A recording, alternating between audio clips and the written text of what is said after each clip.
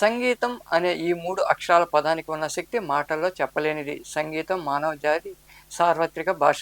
ఎక్కడ మాటలు ఆగిపోతాయో అక్కడ సంగీతం మాట్లాడుతుంది. అలాంటి సంగీత విద్వాంసులుగా గూడూరు పట్టణానికి చెందిన వినుకొండ సుబ్రహ్మణ్యం గుర్తింపు పొందారు. రాష్ట్రపతి చేతుల మీదుగా ఆయన డోలు విద్వాంసులుగా ఇటీవల అవార్డు అందుకున్నారు. ఆయన ప్రతిభా పాఠవాలపై శివాభి న్యూస్ కథనం. కోట మండలంలోని కొత్తపాలెం గ్రామానికి చెందిన వినుకొండ కృష్ణయ్య సుబ్బులమ్మల కుమారుడు సుబ్రహ్మణ్యం. వారి వృత్తి మంగళ వాయిద్యాలు వాయిస్తూ జీవనం సాగించేవారు. చిన్నతనం నుండి సుబ్రహ్మణ్యంకు మంగళ వాయిద్యాలు వాయించడంతో ఆసక్తి ఉండేది. ఇది గుర్తించిన తండ్రి సుబ్రహ్మణ్యంను తిరుపతిలోని ఎస్పీ నాదస్వర పాఠశాలలో చేర్పించారు. అక్కడ ఆయన బాగా శిక్షణ పొంది అనేక మంది ప్రముఖ విద్వాంసుల వద్ద డోలు వాయించి శభాష్ అనిపించుకున్నారు. అనేక దేవాలయాల్లోనూ డోలు వాయించారు. దూరదర్శన్, ఆల్ ఇండియా రేడియోలో అనేక కార్యక్రమాల్లో పాల్గొన్నారు. తనకు తెలిసిన విద్యను ఆసక్తి ఉన్న వారికి నేర్పించాలనే తపనతో అనేక మంది శిష్యులకు డోలు వాయించడంలో మెళకువలు నేర్పించారు. అటువంటి డోలు వాయిద్యంలో సుబ్రహ్మణ్యం ఎంతో గుర్తింపు పొందారు. ఏ కార్యం జరిగినా మంగళప్రదంగా ముందు మంగళ వాయిద్యాలు వాయించడంతోనే మొదలవుతుంది. ఇటీవల భారత ప్రభుత్వం సంగీత నాటక అకాడమీ డోలు విద్వాంసులుగా సుబ్రహ్మణ్యంను ఎంపిక చేశారు. ఇటీవల కాలంలో ఆయన రాష్ట్రపతి చేతుల మీదుగా ఢిల్లీలో అవార్డు అందుకున్నారు.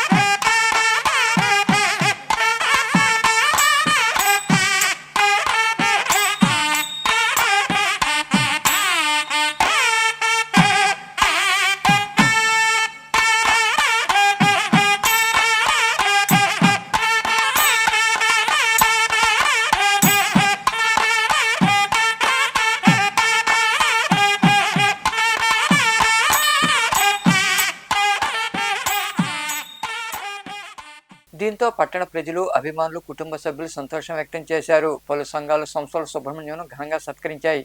ఈ సందర్భంగా డోలు విద్వాంసుడు సుబ్రహ్మణ్యం మాట్లాడుతూ, మన సాంప్రదాయం ప్రకారం ఏ శుభకార్యమైన మంగళ మేళాలతోనే ప్రారంభమవుతాయని, చిన్నతనం నుండి డోలు వాయించడం తనకు ఎంతో ఆసక్తి అని తెలిపారు. ప్రస్తుతం భార్య, కుమారుడు సహకారంతో ఈ స్థాయికి ఎదిగానని, గూడూరు నుండి దేశ స్థాయిలో గుర్తింపు రావడం సంతోషంగా ఉందని ఆయన వివరించారు. నేను వినుకొండ సుబ్రహ్మణ్యాన్ని. నేను సొంత ఊరు నెల్లూరుపల్లి కొత్తపాలెం కోట మండలం. అక్కడ పుట్టి పెరిగాను, అక్కడ చదువుకున్నాను. ఆ ఊరు చాలా మంచి ఊరు. నాకు చిన్నప్పటి నుంచి ఎంత చదువుకున్నా ఈ డోలు వాయిద్యం అంటే ఇష్టంతో మా తల్లిదండ్రులు చూశారు. ఈ అబ్బాయికి సంగీతం అంటే ఇష్టం ఉన్నట్టు ఉద్దేశంతో నన్ను, మా నాయన, మా అమ్మ గట్టిగా ప్రయత్నించి అప్పుడు అనిపించేసి తర్వాత తిరుపతిలో నాదస్వర పాఠశాల ఉంది, మ్యూజిక్ కాలేజ్ పక్కన. దాంట్లో అప్లికేషన్ వేసి నన్ను ఏర్పాటు చేస్తే నేను సెలెక్ట్ అయ్యాను 1966లో. అప్పుడు 3 సంవత్సరాల కోర్సు. అప్పుడు తిరుపతి మ్యూజిక్ కాలేజ్ పక్కన నాదస్వర పాఠశాల, డోలు 2 సబ్జెక్టులు ఉన్నాయి. అప్పుడు అన్నవరే బసవయ్య గారని పెద్ద విద్వాంసులు, ఆయన టీచర్ గా ఉంటే అప్పుడు నేను 3 సంవత్సరాల కోర్సు అది. ఇప్పుడు 4-5 సంవత్సరాలు కూడా ఉంది. అప్పుడు 3 సంవత్సరాలు దేవస్థానం భోజనాలు, మంచి భోజనాలు పెట్టారు. ఆ భోజనాలు పెట్టి నేర్చుకున్నాను, కష్టపడి నేర్చుకున్నాను. 3 సంవత్సరాలు అయిపోయిన తర్వాత ఫస్ట్ క్లాస్ లో ఉత్తీర్ణ అయినాను. 40 మందిలో 2 ఫస్ట్ క్లాస్ వచ్చింది, నేను ఇంకొక అబ్బాయి అయినా. అయిన తర్వాత నాకు సర్టిఫికేట్ ఇచ్చారు. 66, 67, 68 3 సంవత్సరాలు అయిన తర్వాత 69లో సర్టిఫికేట్ ఇచ్చారు, ఫస్ట్ క్లాస్ సర్టిఫికేట్. తర్వాత ఇంకా నేర్చుకోవాలి, సంగీతం సాలదు కదా అది 3 సంవత్సరాలు. చిరతానూరు అనే పక్కన సీఎం రాజగోపాల్ గారి విద్వాంసుడు, ఆయన సీఎం మున్రాయ గారి తమ్ముడు గారు, ఆయన దగ్గర నేర్చుకోవాలని ప్రైవేట్గా నేర్చుకున్నాను కొద్ది రోజులు. ఆయన కూడా తిరుపతి మ్యూజిక్ కాలేజీలో లెక్చర్ గా ఉన్నాడు చాలా రోజులు, రిటైర్ అయిపోయాడు. మ్యూజిక్ కాలేజీ లెక్చర్ ఆయన దగ్గర ఒక 4-5 సంవత్సరాలు నేర్చుకున్నాను. ఇవన్నీ నేర్చుకున్న తర్వాత నేను మంచి విద్వాంసులని అనుకుంటున్నారే కానీ నా మనసుకి సాల్లా. అప్పుడు కొండ మీద శంకుమెట్లో ఒక ఇంట్రో పెట్టారు. అప్పుడు ఒక కొత్త వచ్చింది, మంచి మెరిట్ ఉన్న విద్వాంసు స్టూడెంట్ కి 3,000 రూపాయలు ఇస్తూ ఎక్కడైనా నేర్చుకునేట్టుకో, ఇండియాలో ఎక్కడైనా ప్రతిభ ఉన్నటువంటి విద్వాంసుల దగ్గర నేర్చుకునేట్టుగా ఒక ఆర్డర్. అప్పుడు దాంట్లో ఒక 30 మంది దాకా సెలెక్ట్ అయ్యాను. అప్పుడు విద్వాంసులు, పెద్ద విద్వాంసులు దూరి వెంకయ్య గారు, సీఎం మున్రాయ గారు, ఏకేఎస్ నటరాజన్ గారు, వీళ్ళు 3 ఇంటర్వ్యూలో నేను సెలెక్ట్ అయ్యాను. సెలెక్ట్ అయ్యిందంటే వాళ్ళకి కావాల్సిన రైట్ హ్యాండ్ కుడి ఉండేటువంటి వాద్యం ఉన్న పిల్లవాడు కావాలి. నేను సెలెక్ట్ అయ్యాను. సాయంకాలానికి రిజల్ట్స్ వచ్చింది, సెలెక్ట్ అయ్యాను. ఇంకా సెలెక్ట్ అయ్యి ఏకేసి నటరాజన్ తిరుచునాపల్లి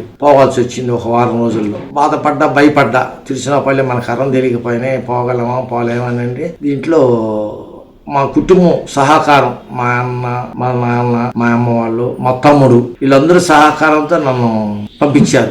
తర్వాత అక్కడ కొద్ది రోజులు ఉన్నాను. ఒక సిలబస్ 2 సంవత్సరాలు ఒక సిలబస్, అది మొత్తం 10 సంవత్సరాలు నేర్చుకున్నాను. ఈ నేర్చుకున్న తర్వాత అక్కడి నుంచి వచ్చేసిన తర్వాత నేను ఇంకా ఇంటికాడ కచేరీలకి పోవటం రావటం వాయించుతూ ఉన్నాను. పెద్ద పెద్ద కచేరీలు వాయించాను, పెద్ద పెద్ద ఉత్సవాలు వాయించాను, పెద్ద ఈ సాలకట్ట బ్రహ్మోత్సవాలు వాయించాను. నాదనేరాజం ఇటీవల పెట్టిన కాడి నుంచి వాయిస్తూనే ఉన్నాను. బిరుదు తీసుకుంటాను. ఆయన కచేరీలో ఆయనతో కూడా నేను కూడా డోలు వాయిస్తానంటే ఆయన కూడా ఒప్పుకున్నాడు. ప్రజలంతా విన్నారు. వాయించాను, చాలా బాగా వాయించాను. ఎందుకు చెప్తున్నానంటే నేను చాలా కొద్ది రోజులు నేర్చుకున్న చాలు. ఇంత కష్టపడి ఎందుకు నేర్చుకున్నానంటే మంచి డోలు కావాలా. డోలు అంటారు, తవిలు అంటారు, దీన్ని 2 రకాలుగా అంటారు అని నేర్చుకున్నాను. తమిళనాడులో నేను ఏకేశ్వరం దగ్గర ఉన్నప్పుడు చాలా ఊర్లు, చాలా కచేరీలు, చాలా దేశాల్లో తిరిగాను. ఈ డోళ్ళు ఎంత లోతుగా పోయినాను. కానీ సంగీతం ఎంత లోతుందో తెలియదు కదా, సముద్రం లాంటిది. కానీ నా పరిధిలో నేను బాగానే వాయించేటట్టు నేర్చుకున్నాను. కొత్తపాలెం నుంచి పెళ్ళిన తర్వాత చిన్నపిల్లలు చదువుకునే వయసుకి వచ్చేసేటప్పటికి నేను గూడూరుకి వచ్చేసాను. గూడూరుకి ఎందుకు వచ్చానంటే మంచి చదువులు తెచ్చి పిల్లకాయల్ని చదివించి బాగా ఉద్యోగాలు చేయించాలని వచ్చాను. గూడూరుకి వచ్చి కూడా 41 సంవత్సరం అయింది నేను వచ్చి. నాకు ఈ మధ్య ఇవన్నీ అయిన తర్వాత నాకు ప్రోత్సాహం, ఈ డోలు వల్ల ప్రోత్సాహంతో నా భార్య మెయిన్, తర్వాత నా పిల్లలు ఎదిగిన తర్వాత గొప్పగా వాళ్ళు కూడా నన్ను దీన్ని చూపించారు. ఎదుగుదలకి ఒక ఫారం రాయాలంటే వాళ్ళు రాయటం, దీని మీద మనసు పెట్టుకొని నన్ను ఎదుగుదలకి వాళ్ళు ఏం అడ్డు చెప్పకుండా సంగీతమే నా ప్రాణం, సంగీతమే నా అన్నం, భోజనం, సంగీతాన్నే నేను నమ్ముకున్నాను. దాన్నే నన్ను నమ్మి ఇటీవల ఈ సంవత్సరం మార్చి 6వ తేదీ ఢిల్లీలో రాష్ట్రపతి ద్రౌపది ముర్ము గారి చేతుల మీదుగా అవార్డు అందుకున్నాను. సంగీత నాటక అకాడమీ అనే అవార్డు 22 సంవత్సరాలకు గాను నాకు ఇచ్చారు ఈ సంవత్సరం.